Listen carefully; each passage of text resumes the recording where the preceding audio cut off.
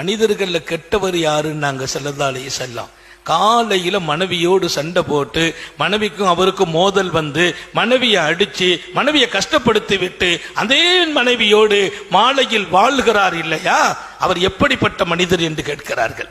காலையிலே அடிக்கிறீர்கள், கஷ்டப்படுத்துகிறீர்கள், மாலையிலே போய் வாழ்கிறீர்கள், அது எவ்வளவு ஆரோக்கியமா என்று கேட்கிறார்கள். அப்படியானால் அவர்களுடைய மனசுல கஷ்டம் இருக்கும், கனம் இருக்கும். காலையில இப்படி நடந்துட்டு போயிட்டாரு என்று மாலையில உங்க திருப்திக்காகத்தான் அவர்கள் தன்னை கட்டுப்படுத்துவார்களே தவிர மனசில் இடம் இருக்காது. அப்போ உங்கள் மனைவியை காலையில் கஷ்டப்படுத்தி விட்டு சங்கடப்படுத்தி விட்டு கோபப்படுத்தி அடித்த பின்னால் மாலையிலே மகிழ்ச்சி நீங்கள் வெளிப்படுத்தினால் அவங்க மனசு ஏற்கனவே. இங்கே நபி பெருமானார் சொல்வது உள்ளத்தால் அன்பு இருக்கட்டும். இது அழகான ஒரு சூழலை குடும்பத்தில் உண்டாக்கிடும்.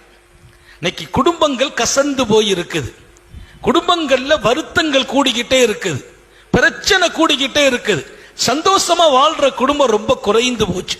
வீட்டுக்கு வீடு வாசப்படிங்கிற மாதிரி எங்க போனாலும் ஏதாவது ஒரு பிரச்சனை. மனைவிட்ட பேசுறது இல்ல, எனக்கும் மனைவிக்கும் பிடிக்கிறது இல்ல, எனக்கு அவங்க வீடு பிடிக்கிறது இல்ல, எனக்கு அவங்க குணம் பிடிக்கிறது இல்ல, அவங்க நடவடிக்கை பிடிக்கிறது இல்ல. இதே மாதிரி இந்த அம்மா எங்க வீட்டுக்காரரு சரியில்லை, அவர் பேச்சு சரியில்லை, அவர் பார்வை சரியில்லை. நாளுக்கு நாள் பிரச்சனை வளர்ந்து கொண்டே போகுது. நீங்கள் பாருங்கள் மாணவியின் குடும்ப வாழ்க்கையை, அதுதான் முன்மாதிரி. அல்லாஹ் திருக்குர்ஆன் ஷரீஃபில் பெருமானார் ஸல்லல்லாஹு அலைஹி வஸல்லம் அவர்கள் உங்களுக்கு அழகிய முன்மாதிரி என்றான். தொழுகையில் மாத்திரமா முன்மாதிரி, நோன்புக்கு மாத்திரமா முன்மாதிரி, என் குடும்ப வாழ்க்கைக்கு வேறு யார் முன்மாதிரி? லகத் கான லக்கும் ஃபீ ரசூலில்லாஹி உஸ்வத்துன் ஹஸனா, உங்கள் வாழ்க்கைக்கு பெருமானார் முன்மாதிரி.